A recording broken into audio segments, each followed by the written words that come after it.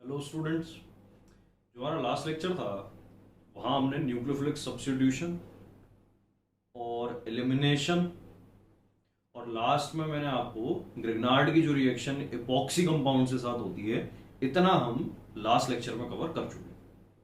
ठीक है, अब जो लास्ट लेक्चर का लास्ट वाला पोर्शन था दैट इज एपॉक्सी कंपाउंड के साथ जब डील कर रहे थे ग्रिग्नार्ड को लेके, तो वहां पर मैंने आपको एक चीज बताई थी कि कभी भी जब अनसिमेट्रिकल एपॉक्सी आ जाए, जैसे एक एग्जांपल हमने ऐसा लिया था, ठीक है, और अगर यहां पर RMgx रिएक्ट करने आता है तो RMgx में से जो मेरा R माइनस होगा, जो न्यूक्लियोफिलिक पार्ट है ग्रिग्नार्ड के अंदर, वो अटैक कहां करता है?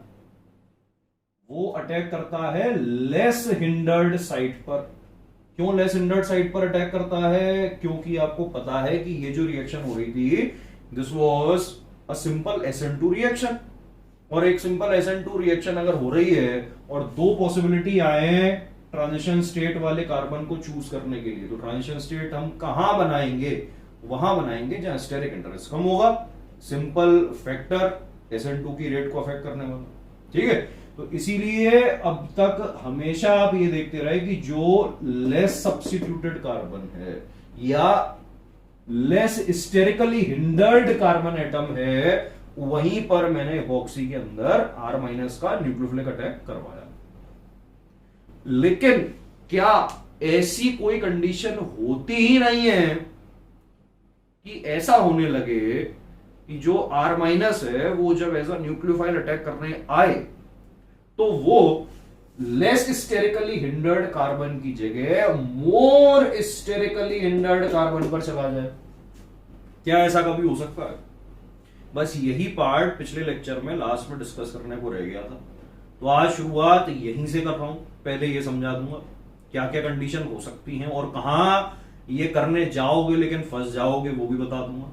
ठीक है, उसके बाद फिर आज के लेक्चर का जो मेन पार्ट है nucleophilic addition reaction of Grignard reagent, जो इनकी कैरेक्टरिस्टिक रिएक्शन होती है।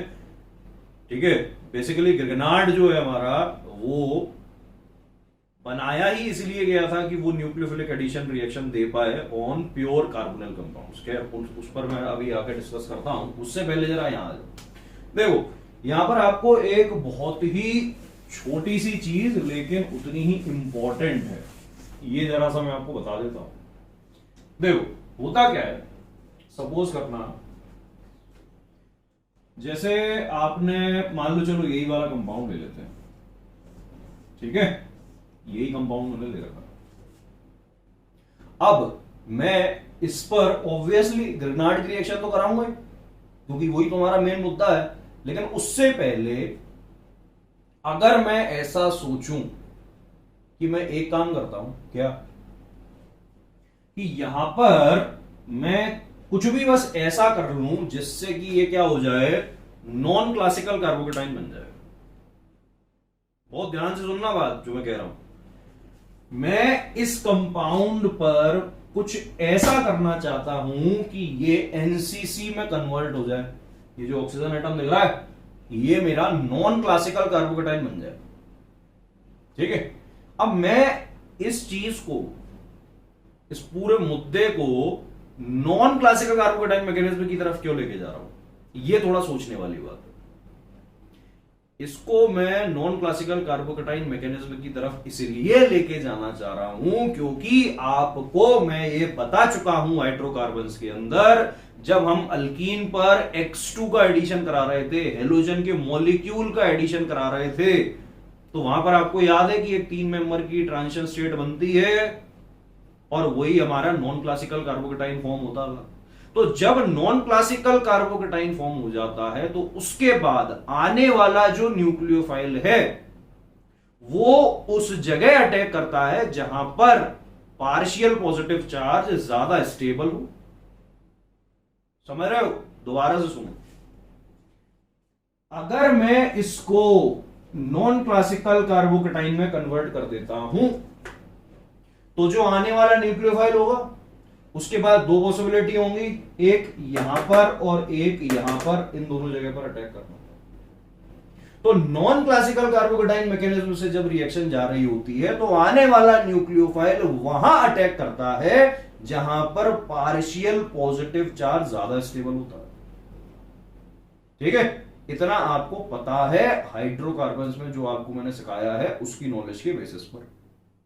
ठीक है, तो कुल मिला के अभी तक आपको इतना समझ में आ गया है कि मुझे यहां पर क्या करना है, नॉन क्लासिकल कार्बोकेटाइन फॉर्म करना है। उसके बाद देखते हैं क्या होता है क्या नहीं होता।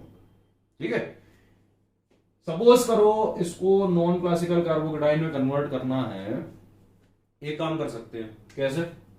कुछ नहीं, आप तो इसको प्रोटॉन दे दो, H+ दे दो। अब जैसे ही आपने H+ दिया तो क्या होगा, ऑक्सीजन अपने लोन पेयर का यूज करेगा, H+ को डालेगा। जैसे ही H+ को डालिया ऑक्सीजन हो जाएगा आपका प्रोटोनेट। ठीक है, ये हो गया तुम्हारा ऑक्सीजन प्रोटोनेट। बिल्कुल कोई दिक्कत नहीं है, आपने अभी तक ये जो किया है और आप जिस तरह से सोचना चाह रहे हो इस चीज को, जो अभी मैं आपको समझाना चाह रहा हूं, उसमें अभी तक कहीं से कहीं तक कोई दिक्कत नहीं है।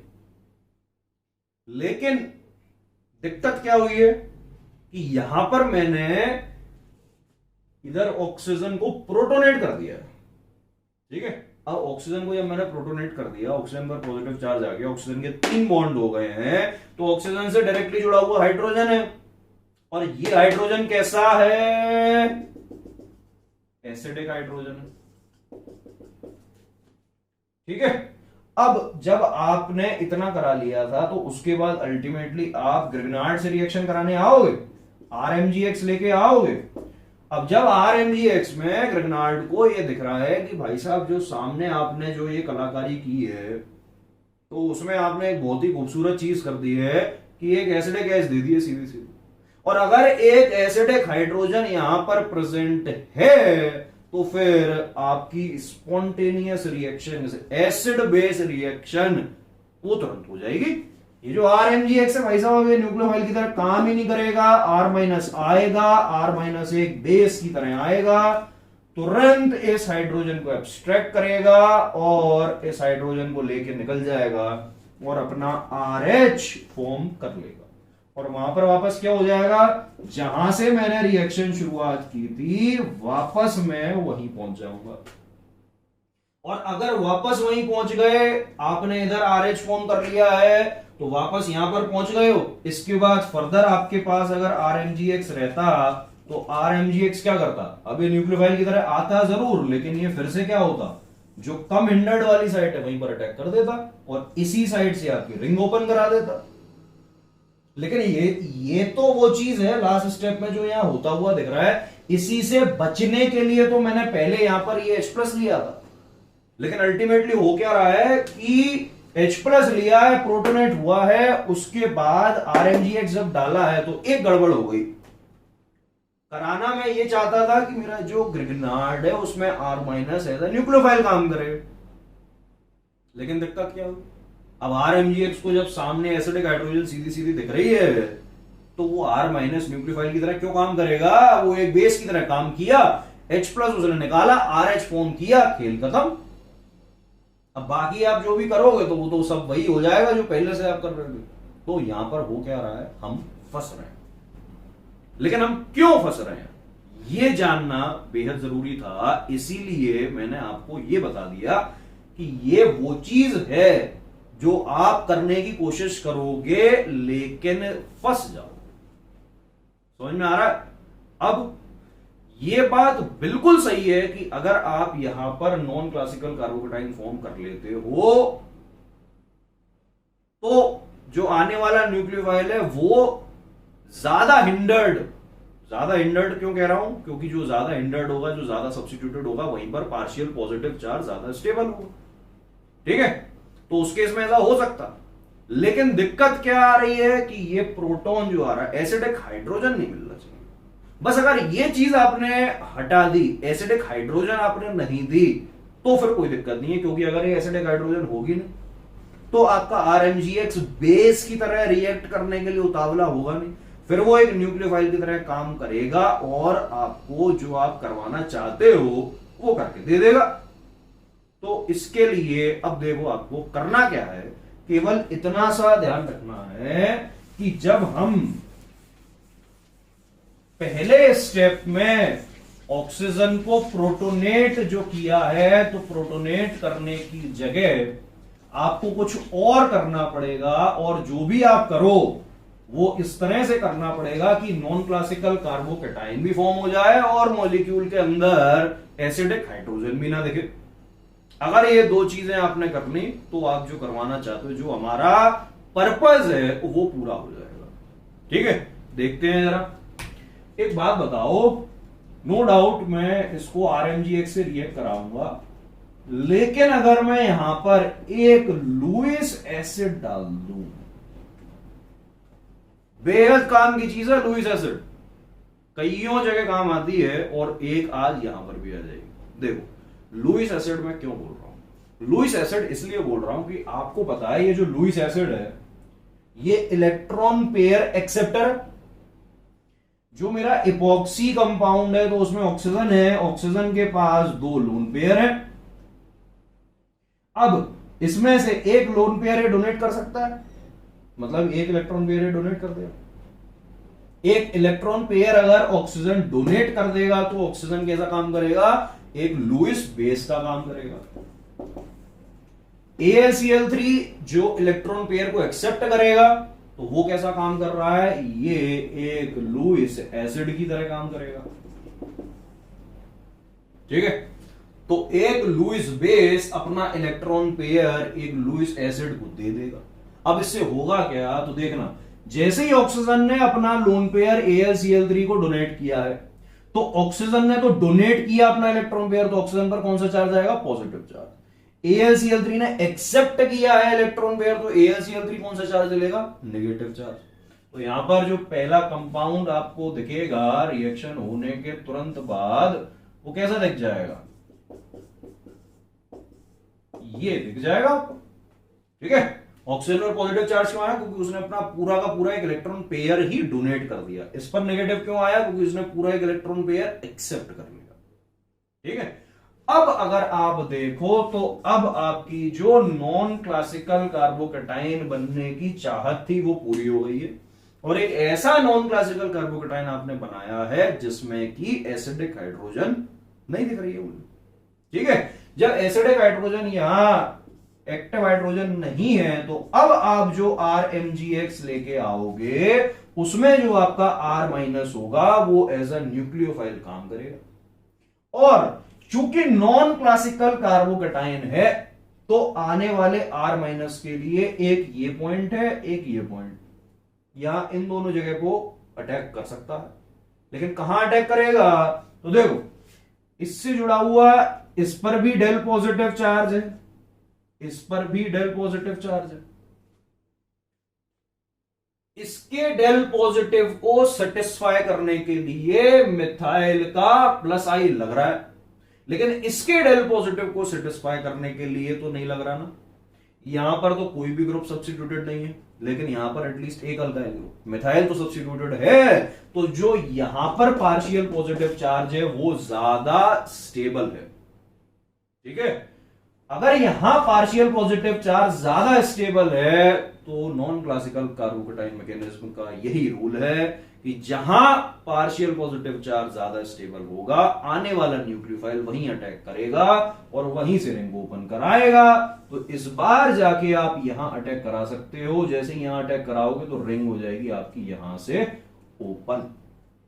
ठीक है, तो जैसे ये होगा तो देखना जरा, यहां से शुरू कर रहा हूं, ये मेरा मिथाइल है, ये हो गया जहां पर R का अटैक हुआ है, उसके बाद ये आपका दूसरा कार्बन है, इससे जुड़ा हुआ ये O- हो गया, और इसके बगल में MgX पॉजिटिव ये चिपका रहेगा। अब इसके बाद क्या करना है, कुछ नहीं, सिंपल हाइड्रोलिसिस। जैसे ही इसकी हाइड्रोलिसिस करा दोगे तो उसके बाद यहां पर आपका जो एल्कोहल है वो फॉर्म हो जाएगा। ठीक है, तो बेसिकली अभी तक हमने किया क्या, बस ये एक ऐसा पॉइंट था जिससे मैं आप सबको वाकिफ कराना चाहता था, क्योंकि सिंगल करेक्ट में तो नहीं, लेकिन मल्टीपल करेक्ट में एडवांस के अंदर ये चीज बिल्कुल पूछी जा सकती है कि अगर आप ग्रिग्नार्ड से रिएक्ट करा रहे हो एक एपॉक्सी कंपाउंड को, तो ऐसी कौन सी कंडीशन हो सकती है जब ज्यादा हिंडर्ड कार्बन एटम पर आपके R माइनस का अटैक हो जाए, R माइनस का न्यूक्लियोफिलिक अटैक हो जाए, ठीक है। तो वो ये कंडीशन होती है, अगर आपको ऐसा कराना ही है, पर्पसली आप ये कराना चाहते हो कि जो ज्यादा हिंडर्ड साइट है वहीं पर न्यूक्लियोफाइल का अटैक हो, तो उसके लिए आपको फिर लुईस एसिड की मदद की जरूरत पड़ेगी। इतना आपने काम कर लिया तो आपका जो काम है, आपका जो पर्पस है वो पूरा हो जाएगा। अब देखो, ये जो एपॉक्सी कंपाउंड्स के साथ ग्रिग्नार्ड की रिएक्शन है, इसको खत्म करने से पहले एक लास्ट चीज मैं आपको बता देता हूं, इसकी थोड़ी सी स्टीरियोकेमिस्ट्री के बारे में, ठीक है। जैसे सपोज करना एक कंपाउंड हमने ले लिया, इसको दोनों तरफ से सब्स्टिट्यूट कर देता हूं, ऐसा है, ठीक है। अब इसकी रिएक्शन आप करा रहे हो ग्रिग्नार्ड से, तो जब ये R माइनस अटैक करने आएगा, ठीक है। अब ये तो मैंने चूंकि दोनों ही कैसे कर दिए, सिमेट्रिकल कर दिए, दोनों में से कहीं भी आप अटैक करा सकते हो, लेकिन मुद्दा यहां पर ये है कि जब अटैक करने आएगा तो वो अटैक करने आएगा किस तरफ से। कुल मिला के मैं अभी आपको रिलेशन दिखाऊंगा कि आने वाला जो न्यूक्लियोफाइल होता है और ये जो एपॉक्सी का ऑक्सीजन एटम रहता है जो अल्टीमेटली बाद में एल्कोहल में कन्वर्ट हो जाता है, तो ये दोनों एक दूसरे के रिस्पेक्ट में कैसी पोजीशन पर रहते हैं, ये दोनों एक दूसरे की रिस्पेक्ट में एंटी पोजीशन पर रहते हैं। इसको एंटी एडिशन भी कहा जाता है, ग्रिग्नार्ड का एडिशन ऑन एपॉक्सी कंपाउंड, ठीक है। तो ये कैसा होता है, ये एंटी एडिशन होता है, याद रखना ये होता है एंटी एडिशन। कैसे होता है देखते हैं।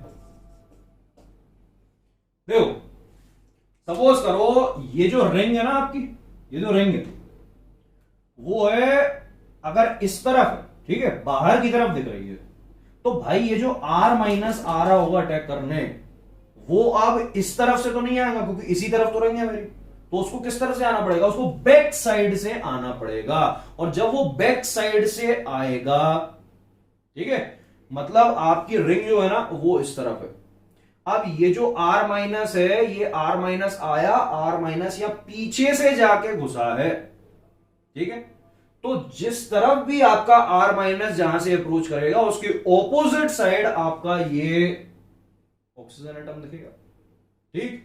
कहने का मतलब यह है कि अगर ये R माइनस है और R माइनस आ रहा है, तो ये अगर पीछे से बैक साइड से अटैक करने आया है, तो नेक्स्ट मूवमेंट आपका जो ऑक्सीजन है जो अल्टीमेटली अल्कोहल में कन्वर्ट होता है, वो ऑपोजिट साइड मतलब फ्रंट की साइड दिखेगा। अगर आने वाला R माइनस ये वेज पे जाता है, तो आपका जो ऑक्सीजन एटम रहेगा वो कहां रहेगा, फिर वो डैश पे रहेगा, एंड वाइस वर्सा, ठीक है। तो अगर ये R माइनस यहां से आता है, ऑक्सीजन इधर से जाता है, तो उसको 2D पे अगर मैं दिखाने की कोशिश करूं तो ये आपको कुछ इस तरह से दिखेगा। ये पहले से था और ये मेरा जो R अभी आया, ठीक है। मतलब ये वाला जो अल्काइल ग्रुप जो आ रहा है और ये मेरा पार्ट जो है, ये दोनों ही एक दूसरे के रेस्पेक्ट में कौन सी पोजीशन पर रहते हैं, एंटी पोजीशन पर रहते हैं, ठीक है। बेहद ही इंपॉर्टेंट चीज है, याद रखना, डायरेक्ट आपके क्वेश्चंस में काम आएगी। और इसमें मैं एक क्वेश्चन भी करवा देता हूं, यही देख लो जरा। सपोज करो ये एक 6 मेंबर की रिंग ले ली है, इस पर एक एपॉक्सी डाल देते हैं, ठीक है। एपॉक्सी को चलो अनसिमेट्रिकल कर लिया, ठीक। अब मैंने इसकी रिएक्शन आपसे बोला कि आप कराओ ETMGBr से रिएक्शन कराओ, ठीक है, फॉलोड बाय हाइड्रोलिसिस, ऐसा अगर दे दिया तो अब देखना जरा क्या होगा। आपको पता है ग्रिग्नार्ड में से जो ET माइनस है ये आएगा। अब ये किस तरफ अटैक करने आएगा, तो ऑब्वियसली ये जो आपकी मतलब जो सबस्ट्रेट दी है, ये सबस्ट्रेट अगर ये मैंने यहां पर एसिमेट्रिकल कर रखा है, तो आपको पता है कि जब नॉर्मल कंडीशन है, मतलब जो मैंने एक स्पेशल केस अभी डिस्कस किया है, अगर वो नहीं है तो उसके अलावा कभी भी दुनिया का कोई भी एपॉक्सी कंपाउंड आए हमेशा जो मेरा ग्रिग्नार्ड का न्यूक्लियोफिलिक अटैक होता है वो कहां होता है? लेस हिंडर्ड साइड पे। ठीक है, इन दोनों में लेस हिंडर्ड साइड मेरी ये रही, तो कहां जाएगा ये? ET माइनस आएगा, यहां अटैक करेगा और रिंग को खोल देगा। ठीक है, तो अब अगर वो आंसर में आपको देगा तो आंसर में कई सारे ऑप्शन देगा, तो जो 4 ऑप्शन आपको दिए रहेंगे उसमें से कोई ना कोई एक ऑप्शन देखना कैसा दिखेगा, वो मैं आपको दिखाता हूं, स्टीरियोकेमिस्ट्री शो करता हूं। मान लो मुझे नहीं पता कि ये वाला जो मिथाइल ग्रुप है ना ये किस जगह है, ये मुझे नहीं पता। ठीक है, बस अभी तो आप ये मान के चलो। तो देखना, सपोज करना अगर ये वाला मिथाइल ग्रुप, ठीक, यहां मैं बना देता हूं, अगर ये मिथाइल ग्रुप जो है वो अबव द प्लेन है तो इसी से जुड़ा हुआ O माइनस, ये इधर से O माइनस बनेगा ना। ठीक है, तो ये वाला जो O माइनस इस पे आना है, मतलब इसका इस कार्बन का जो चौथा बॉन्ड बनना है उसमें से ये जो तीसरा बॉन्ड है ये अगर अबव द प्लेन है तो चौथा बॉन्ड कहां जाएगा? ऑब्वियसली बिलो द प्लेन जाएगा। मतलब ये जो ऑक्सीजन एटम है ये किस तरफ झूल रहा होगा? ये पीछे की तरफ झूल रहा होगा। और अगर ये पीछे की तरफ है तो आपको एक चीज और पता चल गई है। क्या पता चल गई है? कि ये जो आने वाला ET माइनस आया होगा वो किस तरफ आया होगा? अब सोच लो जरा। मैंने आपको एक चीज बता दी थी, क्या? कि जो आने वाला R है और आपका जो ऑक्सीजन है ये दोनों एक दूसरे के एंटी पोजीशन पे रहते हैं। आपको पता है कि आपका जो ऑक्सीजन है वो किस तरफ है? वो बिलो द प्लेन है। तो ऑब्वियसली जो आने वाला आपका ET था ये किस तरफ आया होगा? ये आया होगा फिर अबव द प्लेन। ठीक है, ये कब हुआ? ये तब हुआ जब मैंने यहां पर ये जो मिथाइल था इसको मैंने एज्यूम किया है कि ये अबव द प्लेन रहा है, उसके ही रेस्पेक्ट में मैंने इन दोनों की पोजीशन डिफाइन की है। ठीक है, तो अगर मैंने इसको एक बार अबव द प्लेन एज्यूम किया है तो एक बार बिलो द प्लेन भी तो करना पड़ेगा, क्योंकि मुझे नहीं पता ना कि ये वाला अबव द प्लेन है या बिलो द प्लेन। तो एक पॉसिबिलिटी और है, और वो पॉसिबिलिटी कैसे हो जाएगी? ये रही मेरी 6 मेंबर की रिंग। अब मैं क्या करूंगा कि सपोज करो ये वाला जो मिथाइल था ये बिलो द प्लेन था। अगर ये बिलो द प्लेन होता तो इससे जुड़ी हुई जो O माइनस होती वो O माइनस क्या होती? वो फिर अबव द प्लेन आती। O माइनस या अबव द प्लेन आ रही है आपकी, और अगर O minus above the plane आ गई है तो आने वाला ये जो ET है ये कहां जाएगा? O माइनस जहां भी है उसके एंटी पोजीशन पर जाएगा। मतलब O माइनस फ्रंट पे दिख रहा है तो ये मेरा जो ET है ये चला जाएगा इस बार बिलो द प्लेन, पीछे की तरफ चला जाएगा।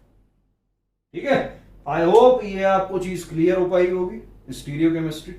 ठीक है, बेहद ही आसान चीज है, बस ये याद रखना है कि R माइनस और हमारा ऑक्सीजन एटम ये दोनों एंटी पोजीशन पर रहते हैं, इस चीज का ध्यान रखना। ठीक है, और ये O माइनस मैंने यहां पर हाइड्रोलिसिस इसकी करी नहीं है, इसकी मैं हाइड्रोलिसिस भी कर देता, रिएक्शन पूरी कर देता तो कुछ नहीं होता, ये हमारे एल्कोहल में कन्वर्ट हो चुके होते बस। ठीक है, आई होप सब क्लियर हो गया होगा। अब आते हैं हम न्यूक्लियोफिलिक एडिशन रिएक्शन पर। ठीक है, तो nucleophilic addition reaction of Grignard. ठीक है, इसी को जो न्यूक्लियोफिलिक एडिशन रिएक्शंस होती हैं इनको शॉर्ट फॉर्म में AN बोला जाता है। अब ये जो न्यूक्लियोफिलिक एडिशन रिएक्शन है RMGX की, ये सबसे खास रिएक्शंस हैं, सबसे इंपॉर्टेंट रिएक्शन है। इन्हीं रिएक्शंस को करवाने के लिए बेसिकली ग्रिग्नार्ड को डिस्कवर किया गया था। ठीक है, अब देखो जरा होता क्या है कि ये जो न्यूक्लियोफिलिक एडिशन रिएक्शन आपको सुनाई दे रही है तो एडिशन रिएक्शन है, मतलब प्योर एडिशन चलेगा, कोई सब्स्टिट्यूशन नहीं है, कोई एलिमिनेशन नहीं है। ठीक है, तो आज मैं आपको इंट्रोड्यूस कराता हूं कार्बोनिल कंपाउंड से। कार्बोनिल कंपाउंड से इंट्रोड्यूस आज ही क्यों करवा रहा हूं? क्योंकि ये जो न्यूक्लियोफिलिक एडिशन रिएक्शन होती है ग्रिग्नार्ड की, ग्रिग्नार्ड जो एन रिएक्शंस देता है वो सिर्फ और सिर्फ प्योर कार्बोनिल कंपाउंड्स पर देता है। जो कार्बोनिल कंपाउंड्स होते हैं कई तरह के होते हैं, लेकिन जो प्योर कार्बोनिल कंपाउंड्स होते हैं वो दो ही होते हैं, या तो अल्डिहाइड या कीटो। ठीक है, तो सबसे पहले तो ये याद रखना कि जो एन होती है ग्रिग्नार्ड की, ये प्योर कार्बोनिल कंपाउंड्स पर होती है। ठीक है, जिनको अल्डिहाइड्स और कीटोन्स के नाम से हम जानते हैं। ठीक है, कार्बोनिल कंपाउंड मतलब कोई भी ऐसा कंपाउंड जिसमें ये जो C double bond O group है, इसी को बोलते हैं कार्बोनिल। ठीक, तो यही बस कार्बोनिल ग्रुप जो है ये प्रेजेंट होना चाहिए। तो ऐसा कंपाउंड जिसमें ये कार्बोनिल ग्रुप प्रेजेंट हुआ, वो सारे कौन से होते हैं? Carbonyl compounds. लेकिन उसमें भी प्योर और इम्प्योर, ये दो कैटेगरी हैं। जो प्योर कार्बोनिल कंपाउंड्स होते हैं वो कौन से होते हैं? अल्डिहाइड और कीटोन्स। जो बच्चे आज तक जानते ही नहीं है क्या होते हैं अल्डिहाइड कीटोन, उनको बता देता हूं कि ये जो C डबल बॉन्ड कार्बोनिल होता है, अगर इसके एक तरफ अल्काइल ग्रुप है और दूसरी तरफ हाइड्रोजन है, मतलब ये जो C डबल बॉन्ड है, इसके अगर एक तरफ अल्काइल ग्रुप है, दूसरी तरफ हाइड्रोजन है, ऐसे कंपाउंड्स को बोलते हैं अल्डिहाइड्स। ठीक है, और अगर कार्बोनिल ग्रुप के दोनों तरफ आपके अल्काइल ग्रुप आ गए तो ऐसे कंपाउंड्स को हम बोलते हैं कीटोन्स। ठीक है, दिखने में केवल यही डिफरेंस होता है अल्डिहाइड और कीटोन। ठीक है, और ये दोनों ही जो तरह के कंपाउंड्स हैं अल्डिहाइड कीटोन, ये किस कैटेगरी में आते हैं? प्योर कार्बोनिल कंपाउंड्स की कैटेगरी में आते हैं। ठीक है, अब देखो मैं यहां पर सबसे पहले क्या करूंगा, बेसिकली आपको एक जनरल मैकेनिज्म बताऊंगा कैसे ग्रिग्नार्ड एन रिएक्शन देता है प्योर कार्बोनिल कंपाउंड्स पर। इसका एक जनरल मैकेनिज्म हम देखेंगे, वो जनरल मैकेनिज्म देख लेंगे, उसके बाद फिर कौन से फैक्टर्स ये एन रिएक्शन की रेट को अफेक्ट करते हैं ये देखते हैं। ठीक है, शुरुआत करते हैं सबसे पहले जनरल मैकेनिज्म के साथ। देखो, जनरल मैकेनिज्म काफी आसान होता है इसका। यहां पर मैं एक जनरल सबस्ट्रेट ले रहा हूं, ठीक है, और ये जो मैं जनरल सबस्ट्रेट ले रहा हूं इसमें मैं दोनों ही तरफ अल्काइल ग्रुप बता रहा हूं, लेकिन ऐसा आप एज्यूम करके चलोगे कि ये जो R2 है ये अल्काइल ग्रुप भी हो सकता है या फिर ये एक हाइड्रोजन भी हो सकती है, ये आप एज्यूम करके चलोगे। ठीक है, मतलब मैं एक साथ ही अल्डिहाइड और कीटोन दोनों को ही एक साथ कंसीडर करते हुए आपको जनरल मैकेनिज्म बता रहा हूं। ठीक है, देखो यहां पर सबसे पहले क्या, एक न्यूक्लियोफाइल है। चूंकि न्यूक्लियोफिलिक एडिशन रिएक्शन कर रहे हैं तो पहले स्टेप में न्यूक्लियोफाइल का आना जरूरी है। यहां पर मैंने इक्विलिब्रियम का साइन यूज कर लिया है, इसीलिए कर लिया है कि क्या रिएक्शन कंडीशंस में आप रिएक्शन करा रहे हो उस पर डिपेंड करेगा रिएक्शन फॉरवर्ड जाएगी या बैकवर्ड जाएगी। ठीक है, देख रहे हैं ये जो न्यूक्लियोफाइल है, ये न्यूक्लियोफाइल इसके साथ रिएक्ट करे, अगर ऐसा करता है तो क्यों करेगा? न्यूक्लियोफाइल को क्या चाहिए कि सामने वो जिस पर भी अटैक करे वो कैसा होना चाहिए? इलेक्ट्रोफिलिक स्पीशीज होनी चाहिए। इलेक्ट्रोफिलिक स्पीशीज मतलब जिस पर दबाव है, जिस पर पार्शियल पॉजिटिव चार्ज, ऐसी अगर स्पीशीज मिल रही है कर देगा, खुशी खुशी कर देगा अटैक। देखो ये जो कार्बोनिल का बॉन्ड है ना, ये कार्बन और ऑक्सीजन का, ये कैसा बॉन्ड है भाई? पोलर बॉन्ड है। अगर ये पोलर बॉन्ड है, पोलर बॉन्ड क्यों है? दोनों की इलेक्ट्रोनेगेटिविटी डिफरेंस है दोनों के बीच में, तो बॉन्ड पोलर होगा। अगर बॉन्ड पोलर है तो आपको पता है जो ज्यादा इलेक्ट्रोनेगेटिव है वो अपनी तरफ इलेक्ट्रॉन्स खींचने की कोशिश कर रहा है, ऑक्सीजन खींचने की कोशिश कर रहा है। ऑक्सीजन किससे इलेक्ट्रॉन खींच रहा है भाई? कार्बन से खींच रहा है। अगर ऑक्सीजन इलेक्ट्रॉन्स खींच रहा है तो ऑक्सीजन पर आएगा डेल नेगेटिव, कार्बन से अगर खींच रहे हैं इलेक्ट्रॉन्स तो कार्बन पर आएगा डेल पॉजिटिव। ये तो कार्बन पे आ गया ना डेल पॉजिटिव, दिख रहा है ना पार्शियल पॉजिटिव चार्ज है, उस पर इलेक्ट्रॉन डेंसिटी की कमी हो रही है, ये दिख रहा है, बस फेवरेबल है न्यूक्लियोफिलिक अटैक के लिए। तो ये जो न्यूक्लियोफाइल है ये आएगा, इस कार्बन पर अटैक करेगा, जैसी कार्बन पर अटैक करेगा तो कार्बन को अपना एक पाई बॉन्ड जो है वो आगे ऑक्सीजन को दे देना पड़ेगा, और ऑक्सीजन पर एक नेगेटिव चार्ज वाला लोन पेयर हो जाएगा फॉर्म।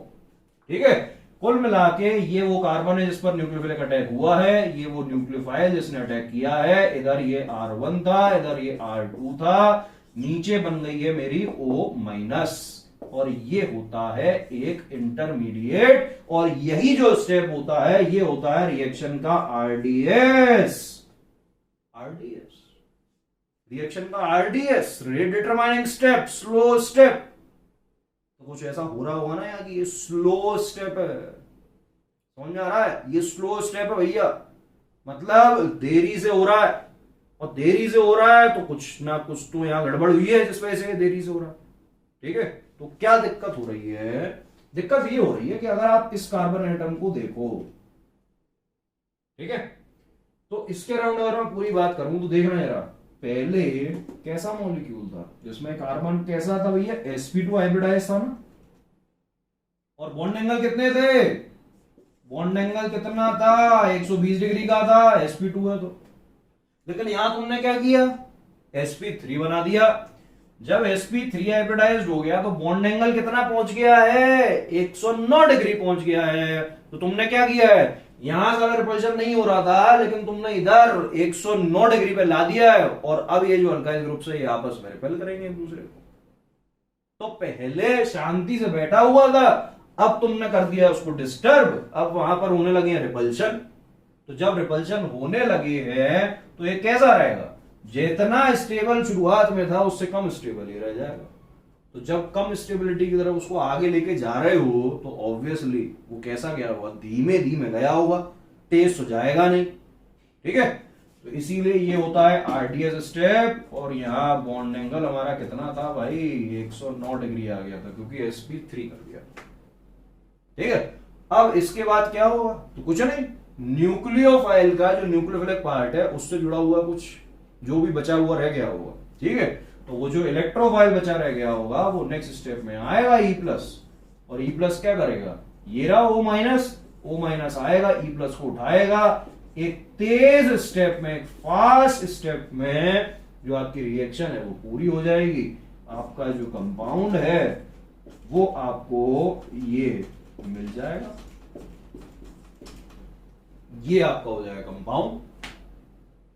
ठीक है, अब देखो यहां पर क्या है, बहुत सारी चीजें अभी बताने की जो है वो रह गई है। लग रहा होगा कि रिएक्शन पूरी हो गई, मैकेनिज्म पूरा हो गया है, लेकिन बहुत ही इंपॉर्टेंट चीज जो है, पूरे मैकेनिज्म की सबसे इंपॉर्टेंट चीज जो है वो डिस्कस होना रह गई है। तो आओ वही कर लेते हैं।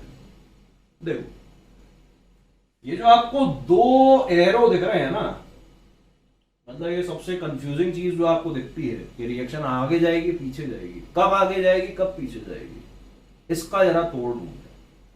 देख क्या होगा अगर आपने ये जो न्यूक्लियोफाइल लिया है ना, अगर इस न्यूक्लियोफाइल के अंदर थोड़ी भी पॉसिबिलिटी है कि ये लीविंग ग्रुप की तरह काम कर सकता है, कुल मिला के कहने का मतलब यह है कि अगर आपने एक ऐसा न्यूक्लियोफाइल लिया है जिसके अंदर लीविंग ग्रुप एबिलिटी प्रेजेंट है, तो क्या होगा? तो ये रिएक्शन भाई साहब नहीं होगी। मतलब रिएक्शन आपकी फॉरवर्ड डायरेक्शन में नहीं जाएगी, उसकी जगह बैकवर्ड डायरेक्शन में आने लगेगी। क्यों? थोड़ा समझते हैं।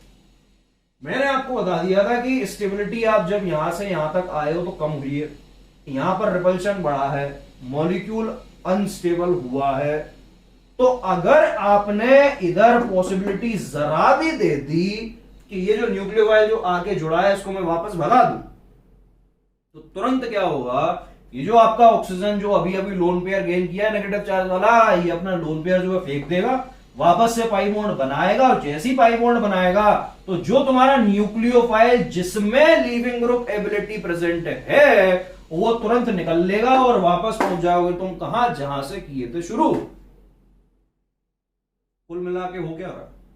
सारी जो बात है वो इस बात पर घूम रही है कि आपका जो न्यूक्लियोफाइल आया था उसमें लीविंग ग्रुप एबिलिटी है या नहीं है। अगर लीविंग ग्रुप एबिलिटी है, रिएक्शन आगे नहीं जाएगी, पहला स्टेप होगा, वापस रिएक्शन आ जाएगी बैकवर्ड डायरेक्शन। उससे बचने के लिए आपको क्या करना पड़ेगा कि जो न्यूक्लियोफाइल है उसमें लीविंग ग्रुप एबिलिटी बिल्कुल नहीं होनी चाहिए। और ये कैसे पता करते हैं? तो जीओसी में मैं पढ़ा चुका हूं कि सबसे आसान तरीका होता है इस चीज को याद रखने का कि जो भी स्ट्रॉन्ग बेस होते हैं उनमें आपका लीविंग ग्रुप टेंडेंसी जो होती है वो नियरली नेग्लिजिबल होती है, जैसे R माइनस है या CN माइनस है। ठीक है, ये कैसे है? ये स्ट्रॉन्गली बेसिक न्यूक्लियोफाइल। तो जो मैंने आपको सब्स्टिट्यूशन वर्सेस एलिमिनेशन में एक दो आपको मैंने पॉइंट्स लिखवाए थे, जहां पर मैंने आपको बताया था कि कौन से बेसिक न्यूक्लियोफाइल्स होते हैं और कौन से नॉन बेसिक न्यूक्लियोफाइल्स होते हैं। तो उनमें से जो बेसिक न्यूक्लियोफाइल्स हैं वो आप यूज कर सकते हो यहां पर रिएक्शन कराने के लिए। मतलब कुल मिला के जो न्यूक्लियोफाइल आप यूज कर रहे हो वो न्यूक्लियोफाइल कैसा होना चाहिए? ऐसा होना चाहिए जो एक तगड़ा बेस हो। और तगड़ा बेस क्यों हो? जिससे मतलब मैं ये भरोसा रख पाऊं उसके ऊपर कि वो लीविंग ग्रुप की तरह काम नहीं करेगा और मेरी रिएक्शन को बैकवर्ड डायरेक्शन में लेके नहीं जाएगा। अब ये जो बात हो गई है कि बेसिक न्यूक्लियोफाइल्स की, तो उसमें भी मैं आपको बता देता हूं, एक बहुत ही छोटा सा पॉइंट बता देता हूं, यही क्लियर कर देता हूं। एक मैंने आपको रिएक्टिविटी सीरीज बताई थी जिसमें RNA था, फिर RLi था, फिर RMGX था, फिर R2ZN था, फिर उसके बाद R2CD था और लास्ट में R2CuLi ग्लूमांस रिएजेंट था। एक मैंने आपको सीरीज लिखवाई थी रिएक्टिविटी सीरीज, ठीक है, कुछ दिन पहले। तो उसमें मैंने आपको क्या बताया था कि जो आपके ये मान लो जैसे सबसे पहले था मेरा RNA, सबसे ज्यादा रिएक्टिव होता है, ठीक है, उसके बाद था RLi, उसके बाद था RMGX, उसके बाद था R2ZN, फिर था R2CD और लास्ट में था मेरा R2CuLi। ठीक है, उसमें मैंने क्या किया था? मैंने डिवीजन कर दिया था कि जो RMGX तक है, मतलब पहले जो 3 है ये स्ट्रॉन्ग बेस स्ट्रॉन्ग न्यूक्लियोफाइल है और आखिरी के जो 3 है वो वीक न्यूक्लियोफाइल और वीक बेस है। ठीक है, तो भाई साहब ये याद रखना कि अगर ये रिएक्शन कराने को आ जाती है, अगर आप AN रिएक्शन कर रहे हो प्योर कार्बोनिल कंपाउंड पर, तो जब तक आप स्ट्रॉन्ग न्यूक्लियोफाइल, एक ऐसा स्ट्रॉन्ग न्यूक्लियोफाइल जो एक स्ट्रॉन्ग बेस भी है, वो अगर आप लेते हो तो हो जाएगा। लेकिन अगर आप ऐसा नहीं करोगे तो आपकी रिएक्शन चली जाएगी बैकवर्ड डायरेक्शन में। और इसमें एक चीज याद रखना, नो डाउट RMGX तक तो कोई दिक्कत ही नहीं है, मतलब RNA RLi RMGX तक कोई दिक्कत नहीं है, काफी स्ट्रॉन्ग न्यूक्लियोफाइल और काफी स्ट्रॉन्ग बेस होते हैं। लेकिन ये जो R2ZN होता है ना, ये इन तीनों के रिस्पेक्ट में तो कम बेसिक और कम न्यूक्लियोफिलिक है, लेकिन फिर भी सफिशिएंटली बेसिक होता है। R2ZN जो है ये भी आपकी AN रिएक्शन दे सकता है, लेकिन कभी भी R2CD और R2CuLi गिलमांस ये दोनों कभी भी आपकी AN रिएक्शन नहीं देते, क्योंकि ये अब इतने वीक बेस हो जाते हैं कि इनकी औकात नहीं है कि ये आए और प्योर कार्बोनिल कंपाउंड पर AN रिएक्शन आपको दे जाए। ठीक है, और मैं आपको कुछ चीज यहां पर बता देता हूं, जैसे RDS हो गया है। हाँ, अगर रेट की बात करो, रेट की अगर बात करो तो देखो, रेट की बात करने के लिए क्या करना है? कुछ नहीं, आओ RDS स्टेप देखते हैं। तो RDS स्टेप में क्या क्या इन्वॉल्व है? पहला आपका कार्बोनिल कंपाउंड और दूसरा आपका न्यूक्लियोफाइल। तो जो रेट इक्वेशन होगी उसमें क्या होगा? बस न्यूक्लियोफाइल होगा और आपकी सबस्ट्रेट होगा। ठीक है, ऑर्डर कितना आ जाएगा? ऑर्डर भी 2 आ जाएगा। मॉलिक्युलरिटी कितनी आ जाएगी? तो फिर से RDS देख लो, कितने मॉलिक्यूल है, एक न्यूक्लियोफाइल काम कर रहा है, एक आपकी सबस्ट्रेट काम कर रही है, 2 मॉलिक्यूल है, तो मॉलिक्युलरिटी भी कितनी हो गई? 2 हो गई। ठीक है, रही बात इसके फैक्टर्स की, कौन कौन से फैक्टर्स काम करते हैं रेट पर, मतलब रेट को बढ़ाना कम करना AN, तो उसमें सबसे इंपॉर्टेंट फैक्टर जो है वो इकलौता फैक्टर है क्या, कि ये जो आपकी सबस्ट्रेट आपने ली है, तो इसमें आपके ये जो अल्काइल ग्रुप्स आप ले रहे हो, या अगर अल्डिहाइड ले रहे हो तो उसमें तो एक हाइड्रोजन रहेगा, तो दूसरा जो आप अल्काइल ग्रुप लोगे, तो जितना कम हिंड्रेंस आप यहां रखोगे इनिशियल सबस्ट्रेट पर, उतनी ही आसानी से आने वाला न्यूक्लियोफाइल अप्रोच कर सकता है आपकी सबस्ट्रेट को और रिएक्शन शुरू करा देगा। अगर आपने यहां बहुत बड़े बड़े ग्रुप लगा दिए, बल्कि ग्रुप लगा दिए, तो आने वाला जो न्यूक्लियोफाइल है उसको अप्रोच करने में दिक्कत आएगी। अब आने वाला न्यूक्लियोफाइल ही जब ढंग से अप्रोच नहीं कर पाएगा तो रिएक्शन आगे जाएगी कहां से? तो कुल मिला के जो आपकी सबस्ट्रेट है इसमें जो हिंड्रेंस है, स्टेरिक हिंड्रेंस है, ये कम से कम होना चाहिए। ठीक है, बाकी आपका न्यूक्लियोफाइल की न्यूक्लियोफिलिसिटी जितनी ज्यादा रहेगी उतना अच्छा रहेगा। तीसरी चीज एक और बता देता हूं, डायरेक्ट एक आध क्वेश्चन में काम आ सकता है कि ये जो आपका कार्बन एटम है जिस पर न्यूक्लियोफाइल का अटैक हो रहा है उसकी इलेक्ट्रोफिलिसिटी जितनी ज्यादा हो जाएगी उतनी रेट हो जाएगी। ये क्यों बोला मैं? भाई आने वाला न्यूक्लियोफाइल आ रहा है ना, तो आने वाला जो न्यूक्लियोफाइल है उसकी न्यूक्लियोफिलिसिटी, मतलब ये जो न्यूक्लियोफाइल है ये बहुत ही अच्छे से अच्छा न्यूक्लियोफाइल हो, उसकी न्यूक्लियोफिलिसिटी ज्यादा हो, उसकी इलेक्ट्रॉन डेंसिटी ज्यादा हो जो वो डोनेट करने आ रहा है। ठीक है, ऐसे ही ये जो कार्बन जिस पर डेल पॉजिटिव चार्ज है, ये न्यूक्लियोफाइल इस कार्बन पर अटैक करने क्यों आ रहा है? क्योंकि इस पर इलेक्ट्रॉन डेंसिटी की कमी हो रही है। तो जितनी इलेक्ट्रॉन डेंसिटी इस कार्बन की कम हो जाएगी उतनी ही जल्दी ये इस न्यूक्लियोफाइल के अटैक के लिए इंतजार करेगा। ठीक है, तो बहुत ही आसान से 3 पॉइंट याद रखने हैं रेट के लिए। क्या? हिंड्रेंस कम होना चाहिए सबस्ट्रेट के अंदर, दूसरा न्यूक्लियोफाइल की न्यूक्लियोफिलिसिटी ज्यादा हो, तीसरा जो सबस्ट्रेट के अंदर कार्बोनिल वाला कार्बन एटम है जिस पर अटैक हो रहा है न्यूक्लियोफाइल का उसकी इलेक्ट्रोफिलिसिटी ज्यादा हो। ठीक है, आई होप ये चीजें क्लियर हो गई होंगी, समझ में आ गया होगा जो जनरल मैकेनिज्म है न्यूक्लियोफिलिक एडिशन का, एएन का, जब हम इसको ग्रिग्नार्ड से रिएक्ट करा रहे हैं। ठीक है, और ये जो चीजें मैंने आपको अगर यह बताई हैं ये आपको समझ में आ गई होंगी, तो आपको ये समझ में आ गया होगा कि अगर मैं इसको सिंगल एरो करना चाहता हूं, मतलब एक ही तरफ रिएक्शन को लेके जाना चाहता हूं, तो बस ये जो न्यूक्लियोफाइल है कैसा होना चाहिए? जो स्ट्रॉन्ग बेस होना चाहिए। तो अगर आप यहां पर RMGX लिखते हो तो उसके बाद आपको ये इक्विलिब्रियम का यूज करने की जरूरत नहीं है, आपकी जो रिएक्शन है वो फॉरवर्ड डायरेक्शन में ही जाएगी।